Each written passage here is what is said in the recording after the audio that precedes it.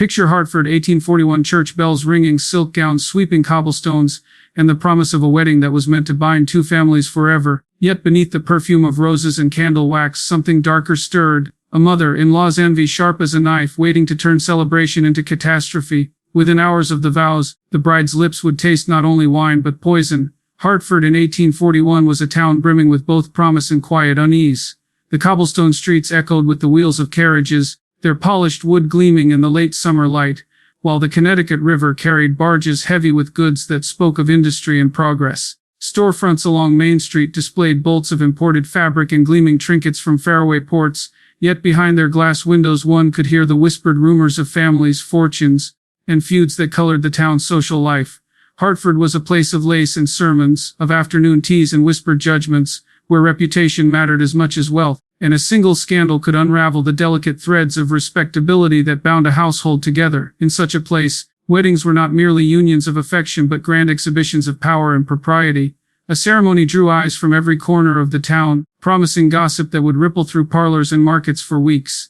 Invitations were tokens of status, and to be excluded was as grave a wound as to be snubbed in church pews on Sunday morning. So when word spread that young Jonathan Whitmore, son of a respected merchant family, was to be wed, the town stirred with anticipation. The Whitmores were known for their sprawling home, with its white, painted shutters and manicured gardens, and for the proud matriarch who ran the household with a precision that rivaled the gears of the newest factory machines. Abigail Whitmore was a woman admired and feared in equal measure, her manner gracious in public but cutting in private, her tongue sharp enough to draw blood without ever raising her voice. The bride-to-be, Eleanor Markham, came from humbler beginnings. Her father was a mill overseer, hardworking and respected for his integrity, but without the fortune or grandeur of the Whitmores. Eleanor was noted for her quiet beauty, dark eyes that seemed to hold secrets, hair the color of chestnuts polished by autumn sun, and a manner that combined sweetness with an undercurrent of independence. She was not the sort to be cowed by the weight of another woman's authority, and perhaps that was part of what drew Jonathan to her. In the society of Hartford, though love was often tangled with ambition, and more than one eyebrow rose when the announcement was made, many wondered if Abigail would approve of a daughter-in-law whose dowry did not sparkle as brightly as others might. In the weeks leading to the wedding, the town became a stage of observation. Seamstresses whispered as they fitted gowns, young men in taverns speculated about the grand feast to come, and matrons measured the event against their own children's prospects. Yet amidst this flutter of excitement there was an undercurrent of tension, felt most keenly in the Whitmore household. Abigail's smiles were as fixed as the portraits on her parlor wall, but the servants, who had lived long enough under her stern gaze, noticed the stiffness in her movements when Eleanor entered a room. They spoke in hushed tones while polishing the silver, remarking how the mistress's eyes lingered too long on the girl, as though calculating something beyond the usual judgments of dress and manners. For Eleanor, Hartford itself seemed to shimmer with possibility. She walked its streets with a kind of dreamy anticipation, pausing by the church that would soon host her vows, imagining the echo of music and the petals strewn by little girls dressed in white. She stopped at the mill to bring her father his midday meal, telling him of the plans for the feast, her words alight with both nervousness and joy. She was aware faintly of the cold reserve in Abigail's manner, but Eleanor dismissed it as the natural stiffness of a woman not accustomed to sharing authority in her household. She told herself that time would thaw the frost, that affection would grow between them once she was firmly within the family. Yet there were moments, when Abigail's hand rested too long on Jonathan's arm, or when her gaze flickered with something unreadable, that made Eleanor's heart stir. With a doubt she pushed quickly aside. Jonathan himself seemed blissfully unaware of the currents around him. He spoke of the future with the easy confidence of a man certain of his position in the world. He planned to expand his father's trade, to bring Eleanor into a home filled with laughter, to host gatherings that would make their names shine even brighter in Hartford society. His devotion to Eleanor was genuine, but it was also tinged with a certain naivete, the belief that his mother's approval was as firm and unshakable as her public reputation. He did not see the way Abigail's lips tightened when Eleanor's laughter filled the room, nor did he notice how his mother's questions about the Markham family carried an edge of disdain that no amount of politeness could soften.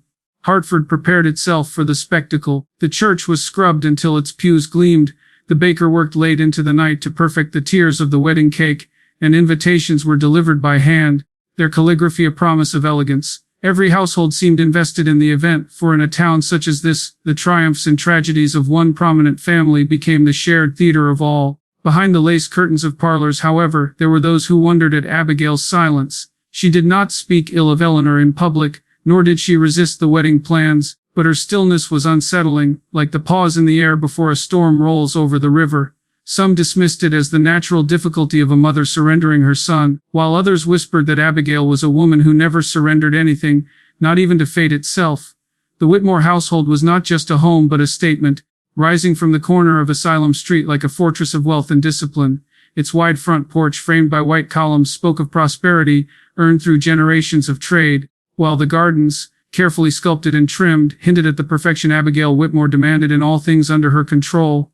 Inside, the house breathed order, rugs laid precisely across polished floors, chandeliers gleaming from regular polishing, portraits of stern ancestors keeping vigil from the walls. To step into that house was to step into a realm where nothing was accidental, and every detail spoke of authority. At the center of it all stood Abigail herself, a woman whose presence dominated more than the walls she inhabited. She was tall, her posture unyielding, her dark gowns chosen not for fashion but for their severity, each stitch reinforcing the message that she was not to be trifled with. Her voice could carry across a parlor without rising above civility, every word edged with an authority that could silence a room. She had raised her household with the same discipline that governed her days. The servants moved like shadows, efficient and wordless, and her son Jonathan had been schooled not just in commerce but in manners, loyalty, and ambition. To Abigail, her home was both a sanctuary and a stage, and she was determined to remain its star, even as her son prepared to bring another woman within its walls. Jonathan had grown up under the careful scrutiny of this environment, molded into the image his mother believed worthy of their name. He was handsome, broad-shouldered, his hair neatly parted, his clothes always a fine cut, but what stood out more than his appearance was his eagerness to please. His friends often remarked on his charm, the way he could make a companion feel important, the way his laughter filled a room with warmth. Yet beneath this genial exterior lay a man who had never truly acted outside the orbit of his mother's will. Abigail's guidance had shaped his every decision, from his schooling to the circle of acquaintances he was permitted to entertain. Even as he courted Eleanor, Jonathan's confidence rested on the unspoken assumption that his mother's blessing was secure, that the great house of Whitmore would always stand united. Yet the household itself whispered otherwise. The servants, who knew Abigail's moods better than any outsider, carried the sense of unease that lingered in the air. In the kitchens, while kneading bread or stirring pots, they spoke quietly of their mistress's watchful eyes, of how she seemed less a mother preparing for her son's marriage than a general preparing for battle. Some recalled moments when Abigail's gaze lingered too long on Eleanor, her lips pressed into a line as if she were swallowing thoughts too sharp for polite company. Others spoke of how Abigail's hand lingered on Jonathan's shoulder when Eleanor entered, as though asserting her claim before the bride had even crossed the threshold. None dared speak openly to the family, but the undercurrent of speculation flowed freely among the staff, passing from the laundress to the coachman with each shared glance. Abigail herself never betrayed her true thoughts in public. At teas and church gatherings she spoke warmly of Eleanor, her words smooth as honey, but her tone carried no weight of sincerity. The townsfolk accepted her politeness as genuine, but those who knew her well recognized the precision in her performance. Abigail did not waste words, and her praise was often a mask for calculations left unspoken. She measured Eleanor's family, noting the lack of fortune, the simplicity of their ways, the absence of alliances that could elevate the Whitmore name. To Abigail this marriage offered no tangible benefit, only the risk of diluting the legacy she had worked so fiercely to preserve. For Eleanor, entering the Whitmore household was both a thrill and a trial. She admired the grandeur of its rooms, the weight of history in its furnishings, and the promise of stepping into a life beyond her father's modest mill. Yet she felt the chill of Abigail's presence, a constant reminder that this house was not yet hers. Jonathan would guide her through the halls with a boyish pride, eager to show her the study where he planned his ventures, the garden where he imagined summer afternoons together, the grand dining room that would host their friends. Eleanor smiled, but beneath her politeness lay a seed of unease. She could not help but sense that each step she took was being measured, her worth silently weighed against standards she had not been told. Hartford society, ever eager for whispers, looked at the Whitmore household as both fortress and theater. Neighbors watched for signs of affection between Abigail and her future daughter-in-law, noting the faint stiffness in Abigail's gestures, the cool civility that passed for warmth. Some interpreted it as a clash of pride between two women unwilling to yield ground, while others suspected a deeper current, a possessiveness in Abigail that no bride could satisfy. As the days counted down to the wedding, the household stood poised between celebration and quiet dread. a stage set for an event that promised joy yet carried the weight of unspoken rivalry. Abigail Whitmore was a woman whose smile was rarely trusted, for it revealed nothing of her true thoughts. To the town she was the model of refinement, a widow who had preserved her family's reputation with a kind of iron grace, raising her son into a man admired for his charm and his ambition. She was seen in church each Sunday, her posture straight as the organ's notes, her hat always adorned with a modest plume, her gloved hands folded neatly in her lap. Parishioners nodded to her with respect, yet beneath their courtesy there lingered a cautious awareness that Abigail was not a woman to be crossed. In Hartford's tightly woven society she occupied a position of influence, but her power was of the sort that came not from affection but from fear. Her affection for Jonathan was the one aspect of her nature that seemed unshakable, though even this had its peculiar edge. It was less the tenderness of a mother, and more the pride of an artisan admiring a work of art she had spent years shaping. Jonathan's laughter, his warmth, his generosity, all of it was nurtured under her guidance, and she looked upon him not simply as her son, but as the culmination of her life's labor. To imagine that another woman might step between them was something she could acknowledge in theory but resist in practice. In private moments she would touch the edge of his sleeve when speaking, as if to remind him of her presence, and when Eleanor entered the room her eyes would sharpen ever so slightly, though her lips curved in that polite smile which concealed more than it revealed. Those who knew Abigail well could sense her disquiet, though she never gave it voice. At gatherings she praised Eleanor's beauty, remarking on the grace of her manners or the sweetness of her voice, yet her compliments carried the air of recitations rather than genuine sentiment. She was too clever to risk open hostility. She preferred subtler means, quiet looks and calculated silences that unsettled more than harsh words could. Eleanor, for her part, felt the sting of those silences but convinced herself they were born of a generational divide, the natural reserve of a woman who had long ruled her household alone. She wished desperately to believe that time would soften the older woman's gaze, that once she was Jonathan's wife she would earn the kind of acceptance that seemed withheld from her now. Yet Abigail's mind moved along darker currents. In the solitude of her chamber, she would pace the length of her carpet, her thoughts returning again and again to the question of legacy. She had built her household into a fortress of reputation, and in her view Eleanor brought nothing that could strengthen its walls. There was no wealth to fortify the family's name, no political influence to extend its reach, only a young woman with a pleasant face and little else. To Abigail this union threatened to undo the careful scaffolding of status she had erected, and she could not abide the thought of her life's work crumbling, because her son had followed his heart rather than his duty. The smile she wore in public became her shield, allowing her to mask the bitterness that grew like a slow poison within her. Jonathan noticed none of this or chose not to. He mistook his mother's restraint for quiet approval, believing that her reserve was merely her way of adjusting to change. He saw in her the same steady figure who had guided him since boyhood, never suspecting that beneath her calm exterior lay the stirrings of resentment. When he spoke of Eleanor, his voice alight with love, Abigail would incline her head in acknowledgement, her lips forming that practiced curve. To him it seemed enough, yet to Eleanor it felt hollow, a gesture meant to pacify rather than embrace. In moments when Jonathan's back was turned, Eleanor caught the flicker of calculation in Abigail's eyes, and though she tried to dismiss it, the memory of those cold glances lingered long after. Hartford society remained unaware of the private theater unfolding within the Whitmore home. To the outside world, Abigail and Eleanor appeared to be adjusting to one another as mother and daughter-in-law must, their interactions courteous if not warm. Neighbors who called upon the family observed nothing amiss, for Abigail never let her mask slip in public. She served tea with the same measured grace, inquired after their health, and spoke of the coming wedding with an enthusiasm that seemed perfectly genuine. But the servants saw more. They noticed how Abigail's fingers tightened on the porcelain cup when Eleanor's laughter rang through the parlor, how her eyes narrowed when Jonathan leaned too close to his bride-to-be. In their whispered conversations after the lamps were extinguished, they spoke of their mistress's smile, calling it a smile of ice, a smile that concealed thoughts none of them dared to name. Eleanor's nights in the weeks before the wedding were not the restful hours of a young bride filled only with excitement. Sleep came in fragments, often interrupted by dreams that unsettled her far more than she wished to admit. In her visions she often stood in the Whitmore house, its grand halls stretching impossibly long, the polished wood gleaming like mirrors that reflected versions of herself she did not recognize. Sometimes she saw Abigail at the far end of the corridor, her figure still and dark, watching without a word, and when Eleanor tried to move toward her, the distance seemed to grow longer, the air heavier, as though the house itself resisted her steps. Other times she dreamed of the church, its pews empty, its candles guttering, as though the town had abandoned the ceremony entirely. When she awoke, she often found her heart pounding, her hands damp, and though she told herself they were nothing but the fancies of an anxious bride, the unease clung to her like the scent of smoke after a fire. By day, Eleanor masked her anxieties with laughter and smiles. She busied herself with preparations, visiting seamstresses, selecting flowers, and writing notes to friends who would attend. Yet even in these cheerful tasks, shadows intruded. When she stood before the mirror to try on her gown, she found herself staring not at the lace or the fine stitching but at her own reflection, searching her face for some sign of confidence that seemed always to flicker.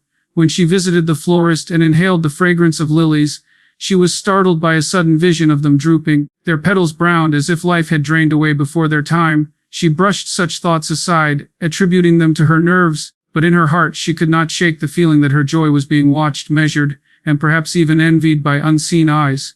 Jonathan, full of optimism, noticed none of her unease. He spoke often of the life they would build together, of the dinners they would host, of the voyages he might one day undertake for business, and how she would accompany him. His words painted a picture of brightness and promise, and Eleanor listened with fondness, but part of her wondered if he was blind to the world around them. She could not bring herself to speak of the chill she felt when Abigail entered the room, nor of the way her dreams left her unsettled. Jonathan's belief in his mother's benevolence was so firm that Eleanor feared any confession of doubt might seem like an insult, and so she kept her anxieties hidden, presenting only the eager face of a bride preparing for her day.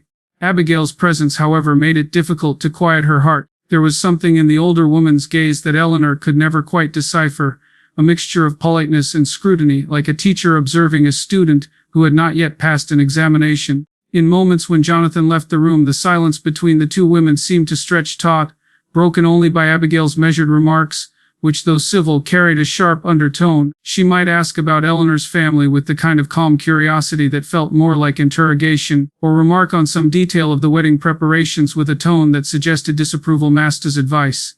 Eleanor always responded with courtesy, but when she later replayed the conversations in her mind, she wondered if there had been a challenge hidden in every word. The townspeople, ever alert to drama, sensed only the surface. To them Eleanor appeared radiant, her cheeks flushed with the anticipation of her new life.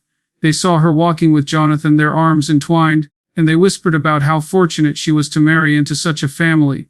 Yet even these whispers carried a double edge, for some noted the contrast between her modest upbringing and the Whitmores' prominence, speculating on whether Abigail truly approved of the match. Eleanor overheard such remarks once at the market, two women speaking softly behind her, and though they smiled when they realized she had heard, the sting of their words remained. It was one thing to imagine Abigail's coldness in private, another to realize the entire town suspected it as well. At night her dreams grew stranger. Once she dreamed she was walking down the aisle, her gown trailing behind her, the church filled with faces that blurred like smoke.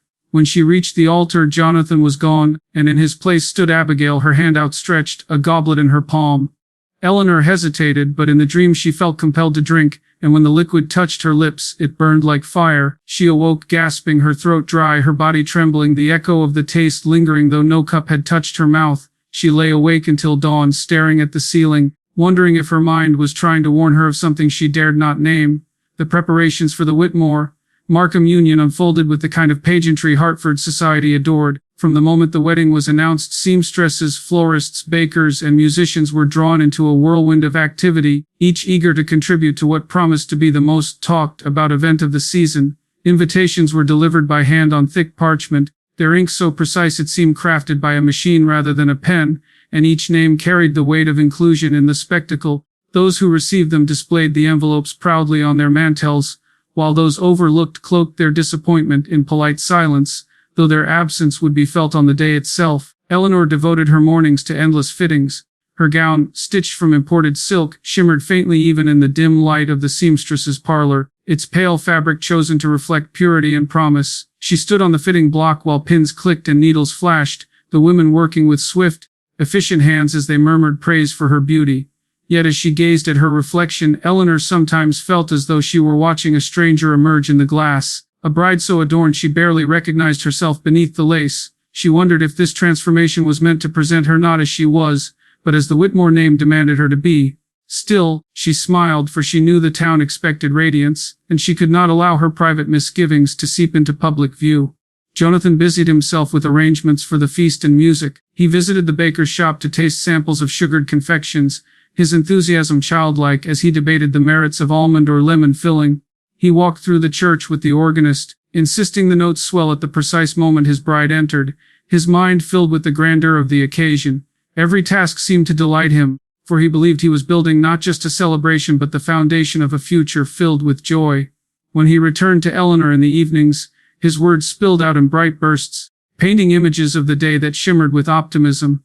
She listened with fondness, but there was always a shadow in her heart, a whisper that wondered whether such perfection could last. Abigail's role in the preparations was subtler but no less commanding. She never raised her voice, yet her opinions shaped every decision. She inspected the flowers with a practiced eye, rejecting entire arrangements with the flick of a wrist. She directed the servants in polishing the family silver until it gleamed so brightly it seemed almost unreal. She oversaw the seating charts with the precision of a general planning a campaign, ensuring that no rival family sat too close to another, that alliances were reinforced, and that the Whitmore name occupied its rightful place at the center. To outsiders, her involvement was a mark of devotion, proof of her investment in her son's happiness. To Eleanor, it was a constant reminder that Abigail's hand would rest heavily on every corner of her new life. The townspeople followed the progress of the preparations with unrestrained curiosity. When Eleanor visited the dressmaker, whispers trailed her down the street. When Jonathan inspected the church, children peeked through the windows, eager for a glimpse of the grandeur to come. Markets buzzed with speculation about the feast, the musicians, the decorations, as though the wedding belonged not just to the families but to the entire town. In parlors and drawing rooms, women compared notes on what they would wear, while men speculated on whether the Whitmores would outshine the last great wedding Hartford had seen. Every detail became fodder for gossip, and anticipation thickened the air like the scent of lilacs in spring. Despite the excitement, Eleanor felt a quiet pressure growing around her. Each choice she made was scrutinized, each word she spoke weighed by others, and she could not escape the sense that she was being tested against standards she had never agreed to. Even her own family, proud of her but cautious in the presence of the Whitmores, reminded her gently of the importance of making a good impression. Her father, with calloused hands and wary eyes, assured her he trusted Jonathan's love, but Eleanor sensed his unease as he prepared to walk her down an aisle that led into a household ruled by a woman of iron will. The contrast between her modest upbringing and the grandeur of her future loomed larger with each passing day, and though she told herself that love was strong enough to bridge the distance, doubt lingered like a shadow just out of sight. Abigail never voiced opposition to the wedding, but her composure was unnerving. She approved gowns and flowers with faint smiles, spoke warmly to visitors about the joy of welcoming Eleanor, and appeared the very picture of a proud mother. Yet those who looked closely saw the glint in her eyes, sharp and measuring, as if she were calculating something that no one else could perceive. When Eleanor caught her gaze across a room, it often felt less like an expression of welcome and more like a reminder that she was entering a world where nothing escaped notice, where even joy might be rationed according to rules she had yet to understand. The preparations meant to be a celebration became for Eleanor a delicate dance, each step guided by invisible strings she dared not resist. In the Whitmore household, the kitchen was a world of its own, far removed from the polished elegance of the parlor or the hushed reverence of the drawing room. It was a place of heat and clatter, the air thick with the mingled scents of spices, roasted meats, and fresh bread. In the days before the wedding, this domain swelled with activity.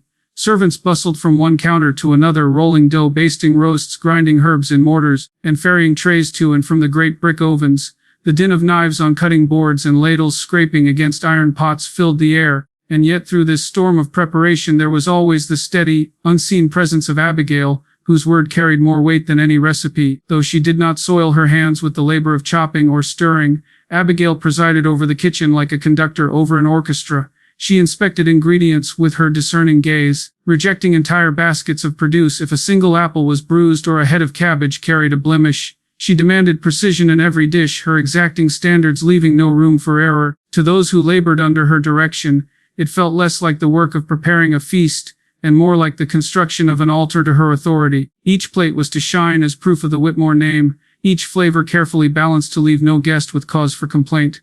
Yet beneath the surface of this routine, a darker preparation stirred. Abigail's mind worked with the same cold precision she applied to her household, but her thoughts turned not to pleasing guests or upholding appearances, but to the quiet elimination of a woman she had never truly accepted. In the privacy of her chamber she had weighed her options, considered the risks, and dismissed every path but one. Eleanor, with her humble origins and sweet demeanor, might charm the town for a season, but Abigail saw her as a parasite, a blemish on the lineage she had cultivated with such relentless effort. A quiet removal, she reasoned, would not only free her son from an unsuitable union, but also preserve the family's reputation, for grief could be masked as tragedy far more easily than disgrace could be explained. It was through the apothecary that Abigail found what she required. The man, accustomed to supplying remedies for ailments both real and imagined, asked few questions when a lady of her stature requested tinctures for digestive discomfort. From among the small glass vials, she selected one whose contents were clear as water yet carried a potency that no stomach could endure. She slipped it into her reticule with the same composure with which she might have carried a handkerchief, her face betraying no flicker of guilt or fear. To her it was simply another tool, no different from the silver forks or crystal goblets that would grace the wedding feast. The kitchen offered her the perfect opportunity. Amid the chaos of preparations, with servants rushing about and platters being assembled in haste, a single addition could go unnoticed. Abigail timed her movements with care, choosing the moment when the bustle was greatest, when laughter and conversation masked the sound of a cork pulled from a vial. She poured the liquid with steady hands, letting it mingle seamlessly with the rich aromas of wine and spices. No servant noticed, for none dared watch her too closely, and by the time the dish was covered, carried away and arranged with the others, the act was already buried beneath layers of routine. For Eleanor, the days leading to the feast were filled with nervous anticipation. She had visited the kitchen once, hoping to express gratitude to the staff who labored so tirelessly, but Abigail had intercepted her, gently steering her away with the insistence that a bride should not exhaust herself with matters below her station. Eleanor accepted the redirection with a smile, though she longed to see for herself the preparations that would shape her wedding day. She imagined the kitchen as a place of joy, where laughter accompanied the creation of dishes meant to celebrate love. She did not know that beneath the steam of roasting meats and the fragrance of sugared confections, something far more sinister had been folded into the feast. The servants whispered among themselves, uneasy though uncertain why. They had long grown accustomed to Abigail's precision, but something about her watchfulness in those final days carried a sharper edge. One maid remarked that she had seen the mistress pause over a dish longer than usual, her expression unreadable, her hands moving with uncommon care. Another dismissed it, saying the strain of the wedding was enough to unsettle even the steadiest soul. None dared question her directly, for they knew too well the consequences of prying into matters that were not theirs to know. And so the unease lingered in the air, unspoken yet undeniable, a current of dread beneath the surface of celebration. The morning of the wedding dawned bright and still, as though the town itself were holding its breath. Hartford stirred early, with bells echoing from the church steeple and neighbors gathering along the streets to glimpse the procession. Carriages rattled over cobblestones, their polished wheels gleaming in the sunlight, while children darted between the crowds, eager to see the bride in her gown. The church doors were thrown open, filling the air with the scent of lilies and roses that lined the pews, each arrangement placed under Abigail's supervision, each petal chosen to reflect the dignity of the Whitmore name.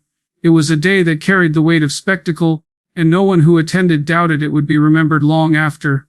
Eleanor dressed in her father's modest home, the gown shimmering in the morning light as though spun from water and air. Her hands trembled slightly as the final buttons were fastened, though she forced herself to smile for the women who surrounded her, offering words of praise and small adjustments to her veil. Her father, though proud, seemed quieter than usual, his eyes lingering on her as though he sensed some burden he could not name. When the time came to step into the waiting carriage, Eleanor lifted her chin, telling herself that the unease of the past weeks must now give way to joy. She was determined to walk into the church not as a girl full of doubts, but as a bride ready to begin her new life.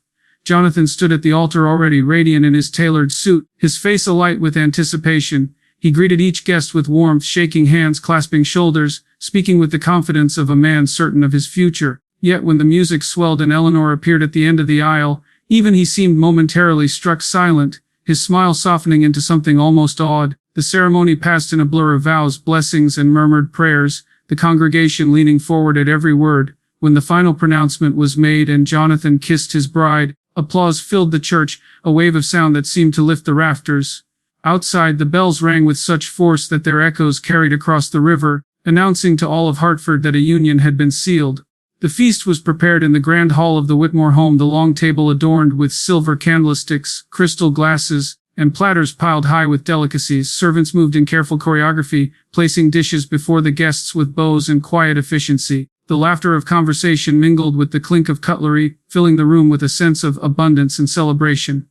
Eleanor, seated beside her new husband, accepted compliments with graceful nods, her cheeks still flushed from the ceremony. Jonathan, brimming with pride, raised his glass repeatedly to toast the health of his bride, his voice carrying easily across the hall. The guests responded with cheers, their own glasses lifted high, and for a time it seemed as though the house itself had been transformed into a place of pure joy. Abigail presided from her place at the head of the table, her smile perfectly measured, her words flowing smoothly as she entertained those nearest her. To the casual observer, she seemed every bit the gracious hostess, attentive to her guests and affectionate toward the newlyweds. Yet those who watched closely might have noticed how her eyes lingered on the dishes as they passed, how her attention sharpened when Eleanor lifted a fork or raised a cup to her lips. She masked her scrutiny beneath layers of courtesy, but beneath that veil her thoughts were cold and focused, waiting for the moment when her quiet design would unfold. To Abigail, the feast was not merely a celebration but a stage upon which her plan was set to reach its final act. Eleanor tasted the food with the politeness expected of her, though she found herself strangely distracted. The laughter around her seemed distant at times, the flicker of the candles sharper than it ought to be, as though the light cut rather than glowed. She sipped from her goblet, smiling at Jonathan's stories, yet a heaviness began to stir within her, a faint unease in her stomach that she tried to dismiss as nerves. She pressed her hand lightly against the tablecloth, grounding herself, determined not to let fatigue show. To falter on such a day would draw the wrong kind of attention, and she wished only to honor her father, her husband, and the moment she had long awaited. The guests, unaware of her discomfort, continued to revel. Music swelled from the corner where musicians played, couples rising to dance between courses, their steps weaving across the polished floor. Glasses clinked again in yet another toast. Laughter rippled from one end of the table to the other, and outside the windows lanterns were lit to ward off the dusk. The celebration seemed boundless, as though joy itself had no end. Yet at the heart of the feast, where the bride sat among silver and crystal, the first quiet signs of discord had begun to take hold, unnoticed by those around her but destined to ripple through the night like cracks spreading across glass. The music rose in a swirl of violins and flutes, the rhythm quickening as the first dancers stepped onto the polished floor. Eleanor, though wary from the endless tide of toasts and conversation, rose at Jonathan's urging. The guests clapped politely as the bride and groom moved to the center, their figures framed by the soft glow of candles and lanterns.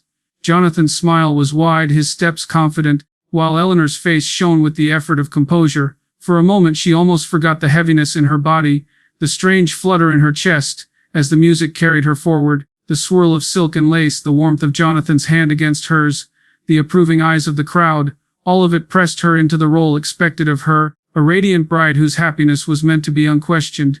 Yet with each turn Eleanor felt the faint sickness deepen.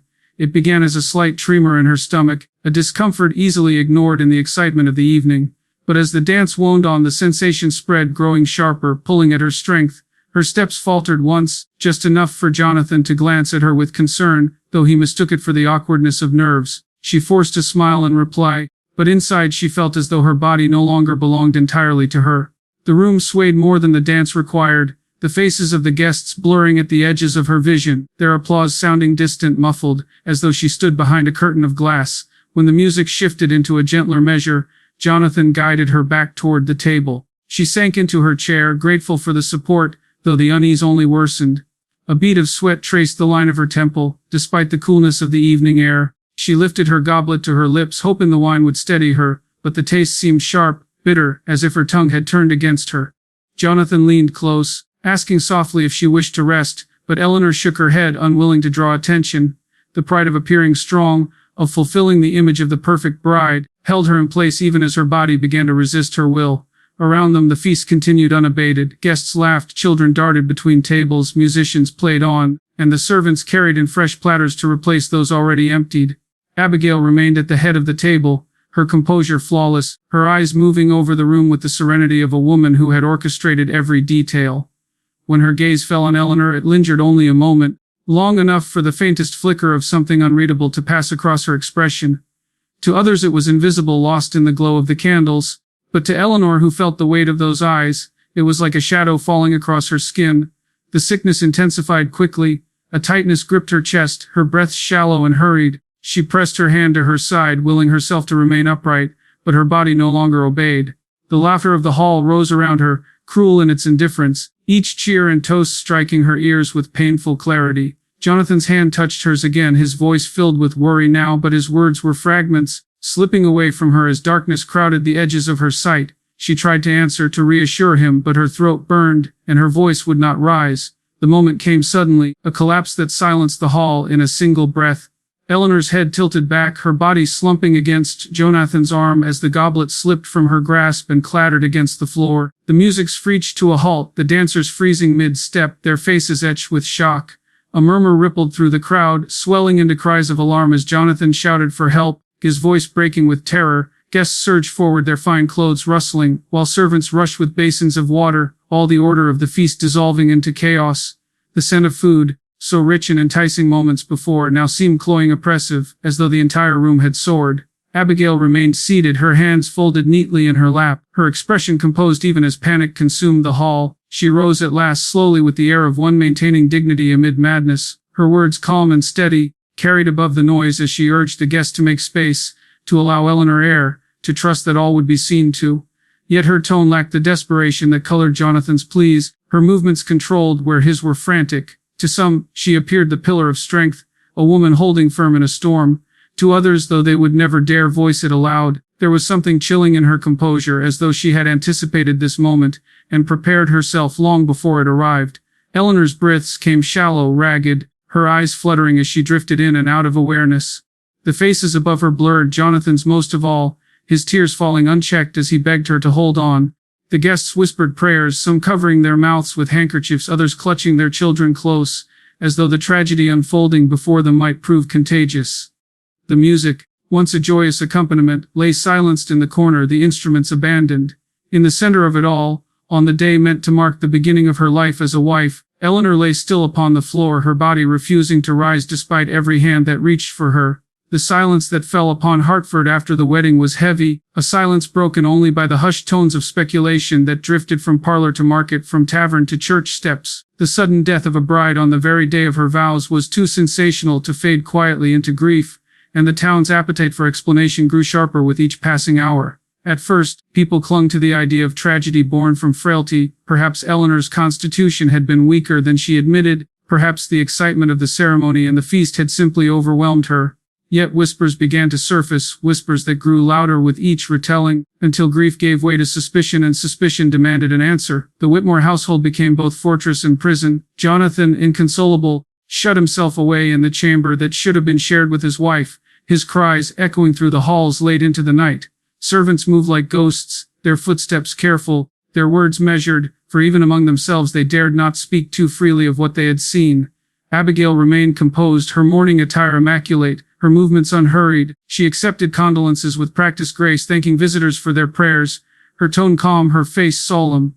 Yet her very calmness unsettled those who watched her closely. While Jonathan wept and the Markham family raged with grief, Abigail's composure seemed almost unnatural, as though her heart had not been touched at all by the loss. It was the Markhams who pressed first for answers. Eleanor's father, his grief sharpened into fury, demanded that something be done. He spoke openly of his daughter's health, insisting she had never suffered from ailments that could explain her sudden collapse. He repeated the story of her final days, how she had been full of nervous joy, how nothing had indicated illness. His anger spread through his circle of friends and neighbors, and soon the notion of foul play took root.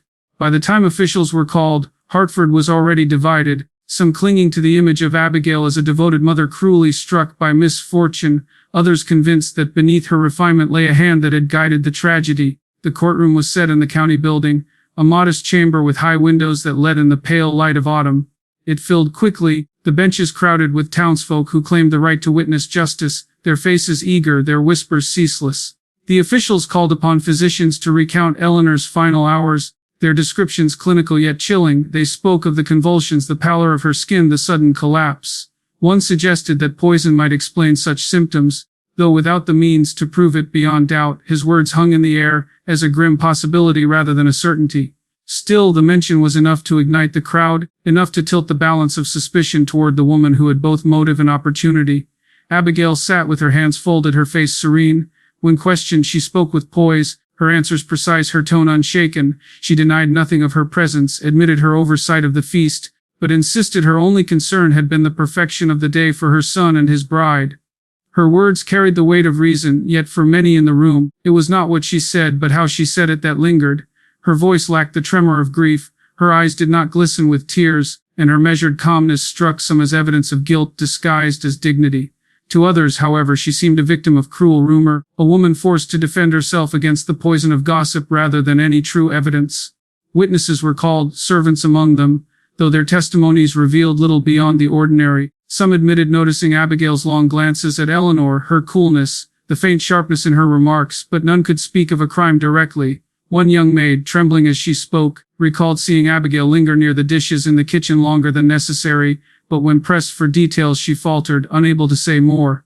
The courtroom murmured, the air charged with both curiosity and unease. In the absence of proof, suspicion became its own kind of evidence, each story feeding the next until rumor took on the shape of truth. Jonathan was called last, his face pale, his voice raw from days of grief. He spoke of his mother with loyalty, yet his words stumbled when he was asked about her feelings toward Eleanor. He admitted she had never expressed great warmth, that her affection seemed restrained, but he insisted that restraint was her way, not malice. His defense was passionate but uncertain, and as he spoke the crowd read not only his words but the tension in his pauses, the conflict in his eyes.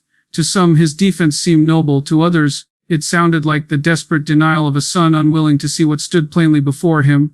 By the time the session ended, no verdict had been reached, nor could one be. The evidence was thin, the testimonies riddled with doubt, yet the whispers refused to die. Outside the courthouse, townsfolk gathered in clusters, their voices hushed but urgent, each repeating the same question. Had the bride been taken by chance or by design? In those murmurs, Abigail's name was spoken again and again, sometimes with pity, sometimes with venom, but always with fascination, as though she herself had become the dark heart of a tale too terrible to ignore. The weeks that followed the trial carved deep scars into Hartford's memory. Though no formal charge was ever laid, the verdict of the court mattered little, for the verdict of the people had already been pronounced in the quiet tones of their parlors and the sharp whispers along the cobblestones. Abigail Whitmore lived on, but never again did she enjoy the esteem of her neighbors. Wherever she walked, doors closed a little too quickly, conversations faltered, and eyes followed her with suspicion. She bore it all with her same unshakable composure, never raising her voice, never altering her poise, but the coldness that surrounded her grew heavier with every passing season. Jonathan, broken by grief, drifted like a man untethered, his once bright confidence dimmed, replaced by silence and solitude. He withdrew from the businesses his father had built, leaving affairs to fall into disarray. Nights found him wandering the halls of his home, staring into rooms meant for joy, now filled with absence. Some said he still heard Eleanor's voice in the echo of the stairwell, that he still spoke her name in his sleep. The weight of suspicion that hung over his mother pressed upon him too, for though he defended her publicly, in private he could not help but question. The seed of doubt, once planted, grew into a thorn he could never uproot. For the Markhams, grief became fury. Eleanor's father refused reconciliation. His once friendly dealings with the Whitmores ended forever. He buried his daughter in the family plot under a weeping willow, her name carved with care into the stone, and vowed never to speak with Abigail again. Each year on the anniversary of her death, he stood at her grave in silence, the loss etched deeply into his face. The townsfolk, seeing him there, carried the story onward, repeating it until Eleanor's name became a cautionary tale told to daughters about the dangers of stepping too blindly into another household. Hartford itself never forgot. Children whispered of the poisoned bride whenever they passed the Whitmore home. Strangers who came through town heard the story within days, told with lowered voices but bright, eager eyes, for there was something irresistible about a wedding turned to mourning, about a mother-in-law whispered to have struck down her son's happiness out of envy or pride. The truth, uncertain as it was, mattered less than the power of the tale, and in that way Abigail was condemned to a punishment more enduring than any sentence a judge might have pronounced. The house that had once brimmed with laughter stood hollow. Dinners shrank from grand feasts to quiet meals taken in silence. The silver and crystal, once polished for show, remained locked away, for there were no celebrations to host. The grand hall where Eleanor had danced her last faltering steps lay unused, its polished floor gathering dust. It was said that in certain lights, one could almost see the outline of her gown at the edge of the room, a pale shimmer that vanished when approached. Servants whispered of cold draughts in the night, of faint music that rose from nowhere, of a shadow at the stairwell that seemed too graceful to belong to any living soul. Years passed, but the shadow of that day in 1841 never faded. Abigail grew older, her hair silvering, her eyes remaining sharp though her body weakened. She never confessed, never faltered, never allowed even the smallest slip of guilt to show. When she died, she was laid to rest beside her husband, but few attended her funeral. The bells tolled without joy, and the procession was small, almost secretive, as if the town itself wished to be done with her memory. Yet even in death her presence lingered, for the story of the poisoned bride could not be buried. Eleanor's memory, by contrast, became luminous. Her grave was visited not only by family but by strangers drawn by the story. Flowers were left year after year, some from those who had never known her in life, but felt the weight of her tragedy in their hearts. In time her name became a symbol of innocence undone by cruelty, her fate a warning stitched into the fabric of Hartford's history. And so the tale of the tragic wedding lived on, carried through generations as both story and scar. Some swore that truth would never be known, that only Abigail and Eleanor carried the secret into eternity. Others believed that the silence of the court was proof enough of guilt hidden behind wealth and refinement. What remained certain was that Hartford had been changed forever on that autumn day, when church bells rang for joy in the morning and for mourning by nightfall. Thank you for joining me in this journey through the shadowed streets of Hartford, through love and envy, celebration and ruin. Stories such as these remind us that beneath the lace and ceremony of the past beat hearts filled with longing, fear, and ambition no less fierce than our own. May the tale of Eleanor and Abigail linger with you not only as tragedy, but as a reminder of how fragile joy can be when jealousy takes root. Thank you, dear audience, for listening until the end.